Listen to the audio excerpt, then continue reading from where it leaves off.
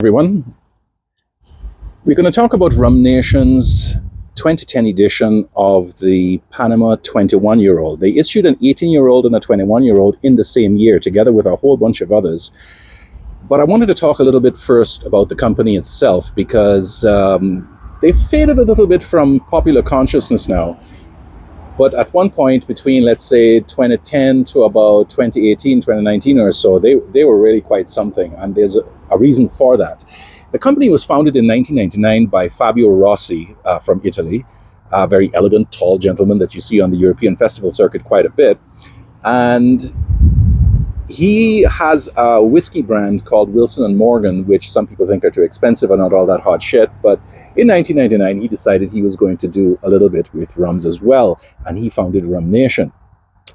Rum Nation, to my mind, made its bones with a number of rums, about 5 or 6 for Guyana and another 5 or 6 from Jamaica, which really were quite spectacular. They were still available at that point in time. And those were the 21 to 26-year-old Demararas from way back in the 80s and 90s.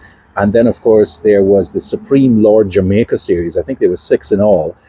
And again, these have faded a little bit from memory, but they were really quite superlative. Now, in 2010, I went to a rum tasting in the Kensington Wine Market, not too far from here, and they had the entire line all at once. And of course, the reason for the rum tasting was to introduce the line.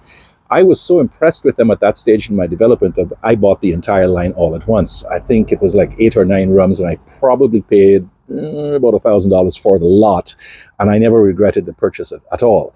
Years later, around 2014, 2015, I ran into Fabio himself, and he and I struck up a very strong acquaintanceship, and we've kind of like said hello to each other every time we've met ever since then. Of course, there are a lot of other different rums in the lineup these days, and there was stuff from Belize, from Panama, from Barbados, probably Word, I wasn't entirely sure, and a bunch of others. But I actually bought this one in 2012. Now, 2012 was a very interesting year for me in a number of different ways. I mean, I went to Germany and came across Vellier's rums for the first time. I got very seriously into cask strength rums at the same time. And to some extent, my development into other aspects of the rum world dated from that time. But just before that, I had a number of different rums that were 21 years old. There was the Juan Santos from Colombia, 21-year-old. There was the El Dorado, 21-year-old. And of course, I had had a number of different Panamanians over the time. And one of the things that I thought I liked a lot back then was that light Latin style, 40%, oodles full of flavor and so on. Obviously, that has changed in the years since then. Everybody sooner or later has to make that decision which way they want their taste of Ben and what they prefer to buy. I'm no different in that respect. Now, the distillery that makes this rum and the 18-year-old that accompanied it was Varelos Hermanos, which makes the Abuelo line of rums out of Panama. And Panama, of course, has fallen somewhat out of favor of late, largely because they don't make cask strength very often. There's always these dodgy age statements. The Malecon is a perfect example of that in action. And of course, the plethora of Jamaicans and Barbadians and Guyanese and St. Lucian rums out there, pot still, column still, blends and whatever, have kind of put Panama somewhat in the shade. And there's also another reason for that, and that was that this has actually been dosed. It's a column still product from molasses with a short fermentation time. It adheres to all the markers of the Spanish style.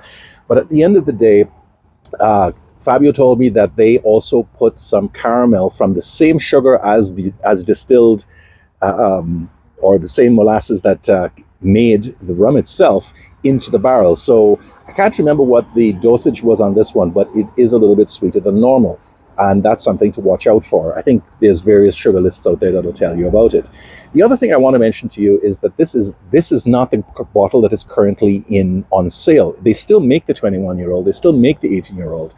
But now Fabio, somewhere around, I think it was 2022 or thereabouts, sold the Rum Nation brand to a bunch of Danish investors who had once been his distributors. And in point of fact, I did meet the new owners in one of the rum festivals not too long ago, and they explained the whole history to me. But the bottom line is that Rum Nation is no longer Fabio's brand. He kept the Round Millenarios, which I guess are better money spinners or do what he wants them to do a little bit better. But Rum Nation is now being issued in all of its various iterations out of Denmark based upon stocks, which I would imagine are from Share. I don't know where this was aged. I'd like to think it was in Panama, but it's hard to tell, and I never got the straight of it. The other thing I want to mention is that back in the day, I liked this a lot more than I do now. And when I taste the 40% strength of this thing, you kind of understand why I would like it then and why a lot of people still like it now. The rum is just luscious. And part of it probably is that caramel addition to it. But you do get caramel and smoke and leather, and there are hints in the nose of some florals, a little bit of tannic notes. 21 years old can't be entirely discounted there, of course, oak barrels, the whole 9 yards. And it has a sort of like a nice amalgam of flavors that make it almost like a perfect 40% sipping drink. Tasting it isn't going to go very far away from that either. Yeah. It's a perfectly serviceable rum. It's even better when it stands a little bit and is allowed to open. The thing is, even though it's light, you do get a lot of flavor. It isn't overly sweet. Don't think that is the case at all. No, it has a little bit of bite to it. It has some tannics to it. It's got some citrus, salt, brine, olives. And then, of course, it's got all the usual hits of a ex-bourbon barrel aging, even if it is for 21 years old. So there's definitely caramel and toffee, nougat, a little bit of crushed walnuts, again, a little bit of florals to tighten things out. That citrus line way down in the back, really kind of nice. Where it falls down, I think, these days, of course, is A, the 40%, and B, the finish, because that really is really quite quick. Yeah, it's nice, but it goes away too fast, and therefore I would kind of mark it down for that now. Which leads me to the last point I want to make. In 2012, when I reviewed this, I think it was around June or thereabouts, I went to Germany a month later, and my world upended. I scored this 8 and 9 points. It was one of the best Panamanians I'd ever had, one of the best kind of blended rums that I'd ever had up to that point.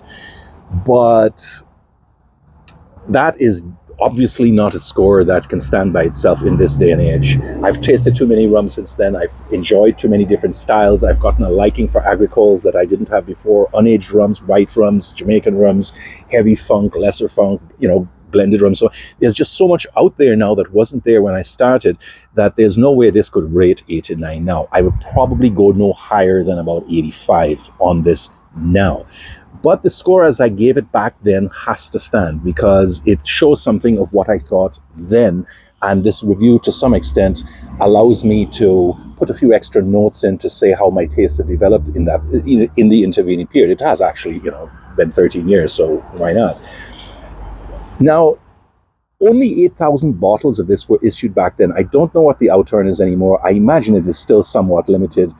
But since I haven't done any research on the current iteration, since I'm reviewing the older one, or at least doing a video on the old one based on my original review, I really can't tell you much more than that.